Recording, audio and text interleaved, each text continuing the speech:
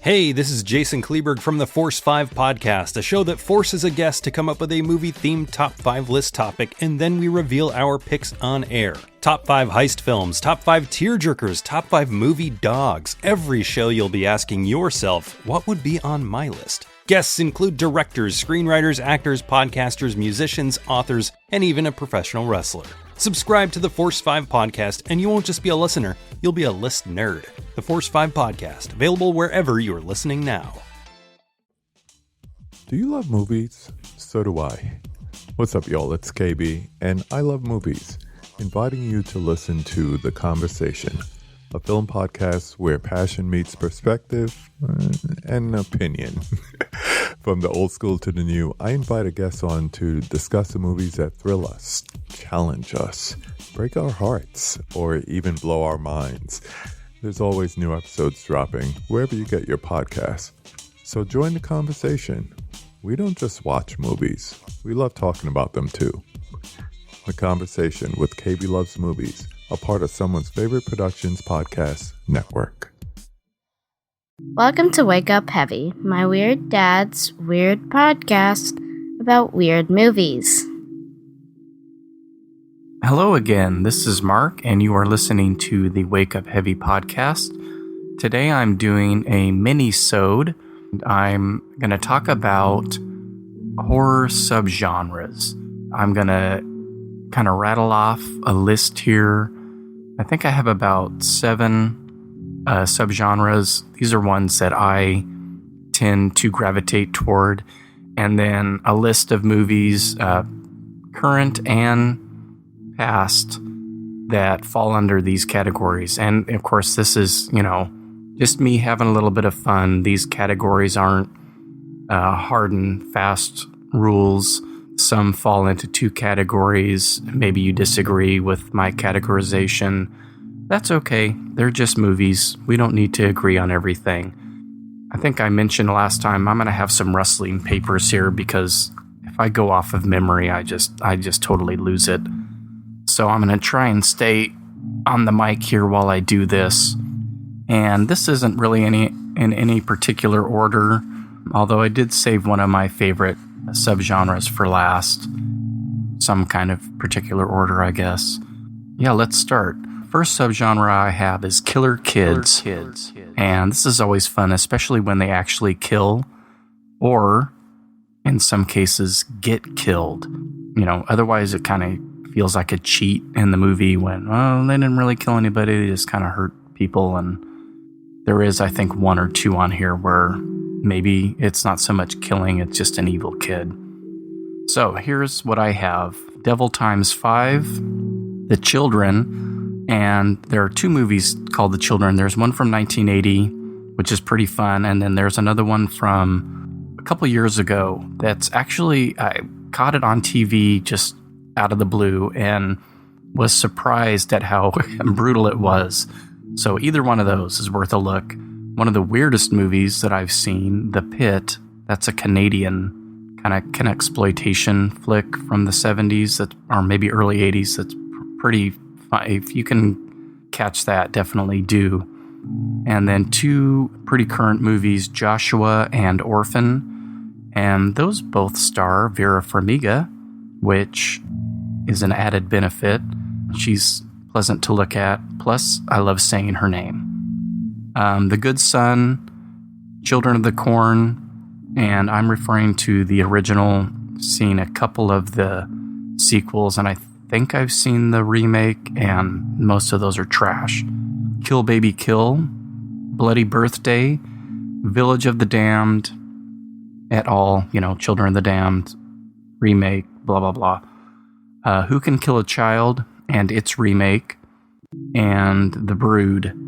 Now, The Brood is maybe kind of iffy. They're sort of kids, or they're a kind of kid, I guess, but let's get a Cronenberg movie in there for the heck of it. And then next I have Possession. This is a great subgenre, and I probably don't have enough movies in here. Again, some of these fall into other categories. I'll maybe note that if I can. As I'm looking at the list, I see Haunted House as well. Let's start with the biggie, The Exorcist, and then another biggie, The Evil Dead, the Amityville Horror. I may be stretching it on that one. That's, definitely haunted house, but I have it in here as well. The Conjuring, because that does involve a possession. Audrey Rose, Burnt Offerings, Demons, and Demons 2. Beyond the Door, and its kind of unofficial Italian sequel, which I think is a better movie, Shock, also known as Beyond the Door 2. Kind of interesting to note that both of those movies star the same little blonde kid, but they're really unrelated otherwise. A more current movie, The House on Willow Street, takes an interesting turn with the possession subgenre. And then some great 80s movies here, Evil Speak, Fear No Evil, and The Gate. And I probably should have included The Unholy on that. Let's see, next subgenre that I enjoy is haunted house. And this is one I don't watch. I shouldn't say I don't watch that many of these. This is a pretty good list. In the 70s, we kind of had a little haunted house revival. So, topping the list, we have The Haunting, and then Poltergeist, The Entity, The Others, Insidious and its series, The Shining, and again, that could be included in Possession, The Changeling, The Innocents, which is a great little 60s black and white horror movie, Let's Scare Jessica to Death, and then a fairly recent movie from Anthony Perkins' son, Osgood Perkins, I Am the Pretty Thing That Lives in the House. It's a decent little haunted house movie. And then I have, this is a long list, body horror. And we can't talk about body horror without talking about Cronenberg. So the first 5 movies I have on my list are Cronenberg movies. Shivers, Rabid, Scanners, Videodrome, and The Fly. I've got Altered States, Black Swan, Cabin Fever, Eraserhead, If Not for the Baby Alone, Jacob's Ladder, and this is again kind of maybe a little bit of a stretch, but a lot of the imagery is kind of reminiscent of body horror. Oh, here's a great one. I got to do an episode on this. I'm going to try and get my friend Ronnie to help me with this one, but a really amazing movie from 1981 called Possession with Sam Neill and Isabella Gianni. It's just a fucked up movie. Society, Starry Eyes, Spring. That's a great little, really low-key horror movie. The Stuff, The Void, The Thing, An American Werewolf in London. And then I just have, Stuart Gordon and Brian Usna, their movies. I included Society up there, but I'm not going to go through all of theirs. That's pretty much all body horror stuff. And then another fun one, Alien Invasion. I don't know why I didn't make this list longer, but I'll try to rattle off a couple more. Invasion of the Body Snatchers. All 4 of them. All 4 of the official. I think there might be a couple of Asylum, like called Snatchers or Invasion Snatchers or Body Invasion or something. Yeah, there's the 50s version, the 70s version, the 90s version, and the more recent one with Kidman. Oh, why can't I think of her first name? You know who I'm talking about. The Thing, which of course was up above in body horror as well, but it's an alien doing this. Alien, of course, and its sequels. And this is, if you haven't seen it, you gotta catch. This is one of the craziest 80s movies, which I didn't see as a kid. I remember seeing the box all the time. And they I think they sort of ruined it for me because they make a reference to E.T. on here, on the box. And I was like, I don't want to see that. If you can and haven't, see Extro. It is so wacky. And then I have The Alien Prey, also known as just The Prey. That is pretty nutso too. And I put Under the Skin on here. And then we've got things like Invaders from Mars, Strange Invaders, and I can't think of any more, so I won't put you through a long pause here.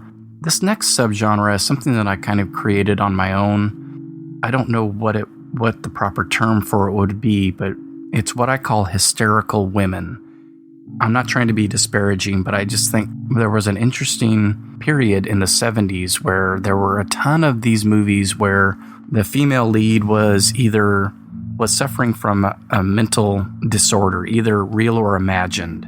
I caught a few at different times here. I've caught like 3 or 4 at a time. I don't, just happenstance, and then, looking one of them up, then I would discover these other 2. And sometimes they share some of the same actresses, and I really enjoy them for whatever reason. And I might do a full episode on this kind of phenomena. I think there's a book, and I haven't read it, but it was referenced on another blog, and I'll try and get that information and maybe post it.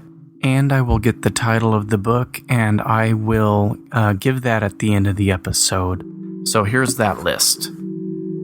Pigs, Haunt, Symptoms, Let's Scare Jessica to Death, which I had in the haunted house subgenre as well, The Haunting of Julia, Secret Ceremony, and both of those star Mia Farrow, Images, which is a really, really interesting Robert Altman movie. I don't know if I mentioned this. I can't remember now if I mentioned that in the introductory episode. I know I've talked about it, but I've done so many run-throughs of all these, I can't remember if it ended up in that or not. Yeah, that's a really cool movie. Kind of Repulsion-esque, which is a movie that I should have included on this list that I just thought about. And you could even include Rosemary's Baby on this list, so that would make 3 for Mia Farrow. And then this crazy 70s flick, The Witch Who Came from the Sea.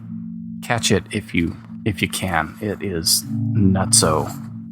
Next subgenre, psychological horror. And that previous group really falls under this. I like to separate it out because they're all kind of connected by having that female lead who, may or may not be going crazy, or has been crazy and maybe going crazy again, or is she being gaslighted, and all that.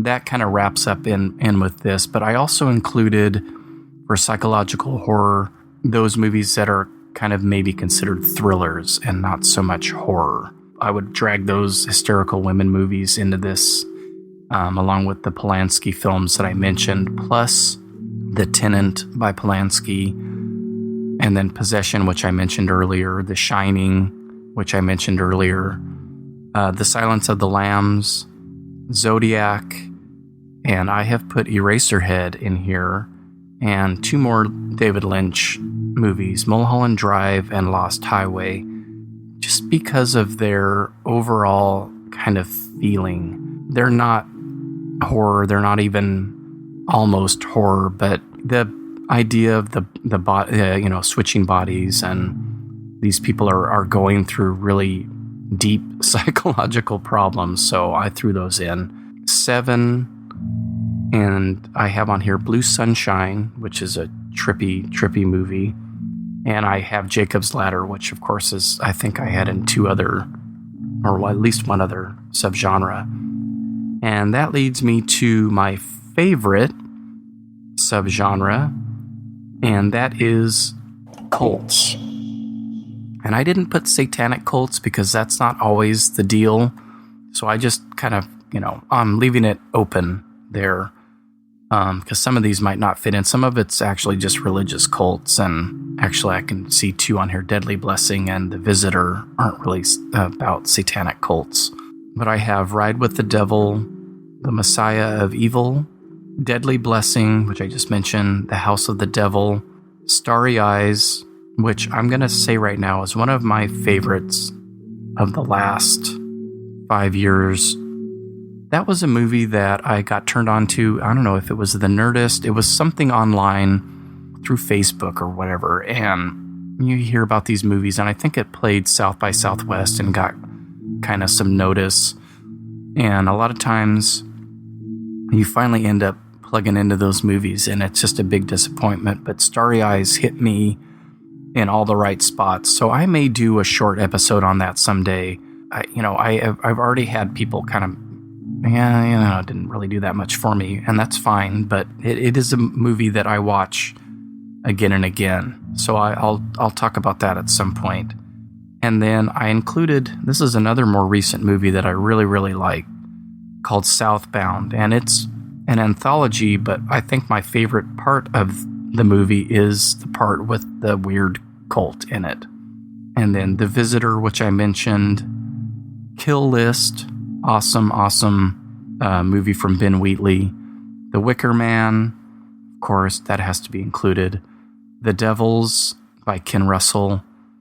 Alucarda, another really wacky 70s movie.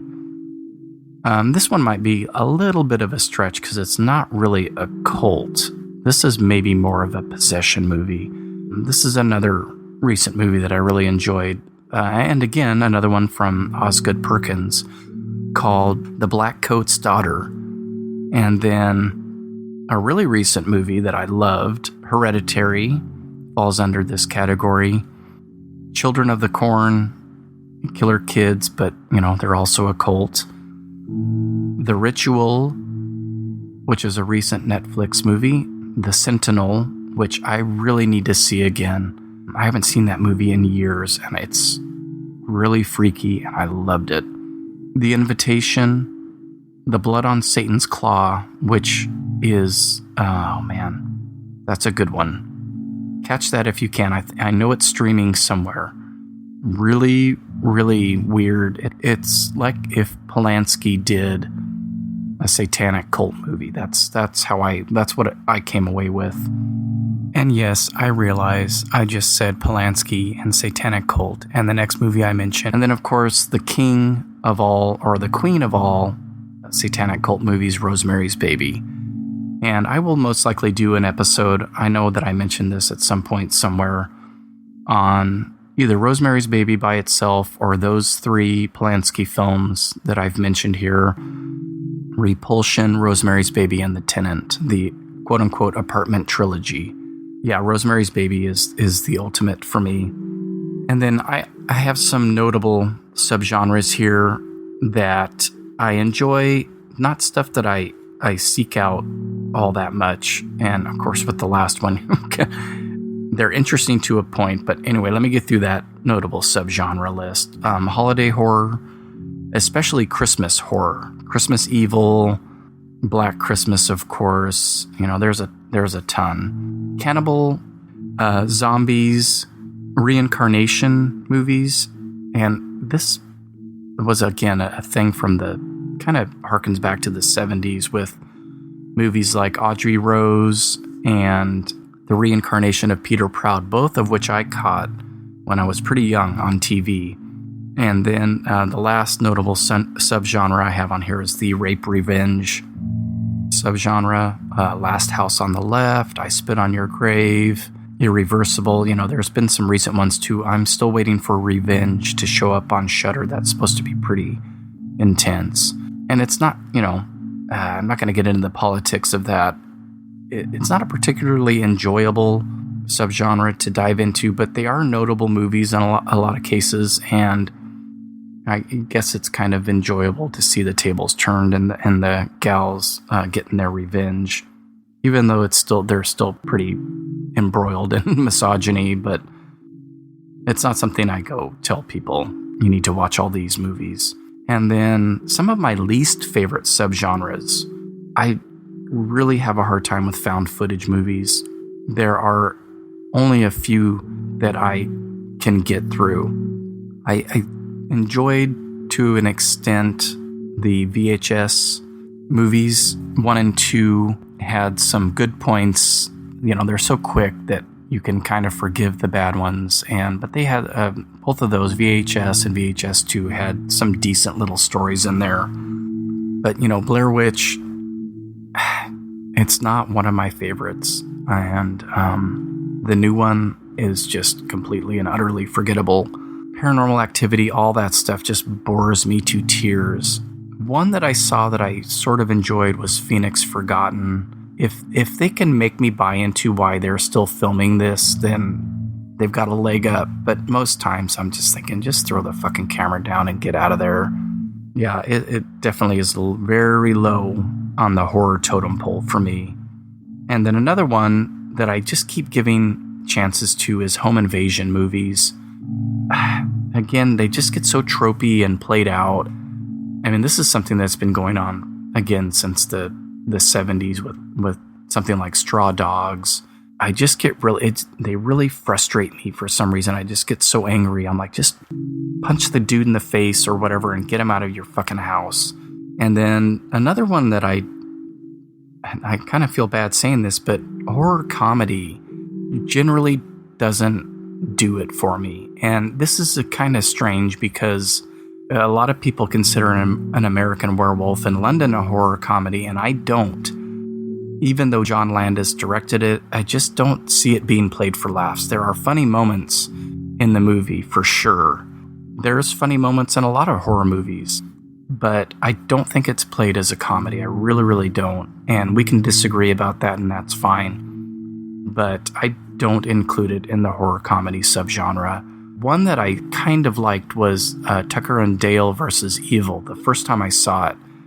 And I watched it again recently, and you know what? It mostly fell flat for me the second time I watched it.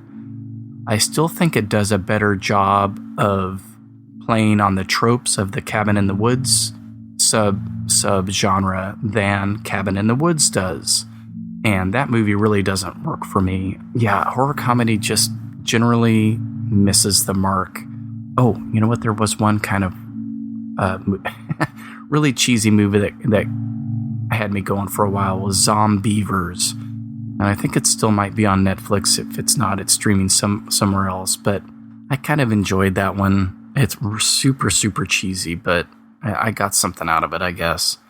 Probably noticed that there weren't a whole lot of monster movies in the lists that I read previously. And, you know, I'm talking about kind of classic monsters like vampires and werewolves, and they're kind of scattered throughout. I don't know. I'm not sure what it is about that. I just don't seek those out that much. It's always the weird stuff, the cult movies, because those kind of make you know, that's maybe a little bit more based in realism, because, I mean, there are cults out there, you know, psychological horror that can happen to anybody. I think zombies might be the exception, and that's really older zombie movies, Romero and stuff. Monster movies, mummies, and vampires and werewolves don't really do it for me.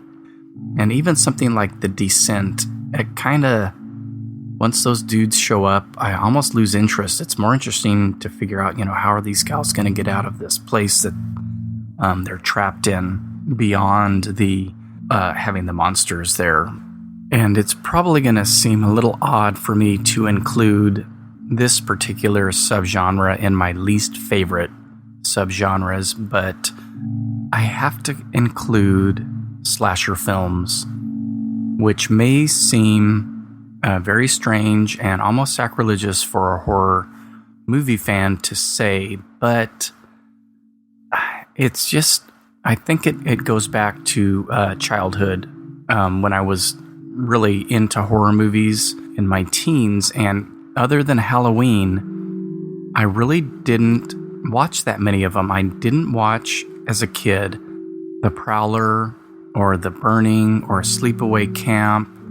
I saw Friday the 13th, the final chapter, shortly after it came out on video at one of my good friends. He would always have birthday parties or sleepovers or whatever, and horror movies were usually on the agenda. I remember thinking, oh, I might like these movies. It's still my favorite of this series, at least up to what I've seen. I think I've watched through part 8 of the Friday the 13th franchise. Yeah, I didn't, those weren't the ones that I rented. It was the weird ones that I'll mention over and over again. I have watched most of them now. You know, a few of them I've liked. My Bloody Valentine is kind of an interesting, it's a little bit more grown up.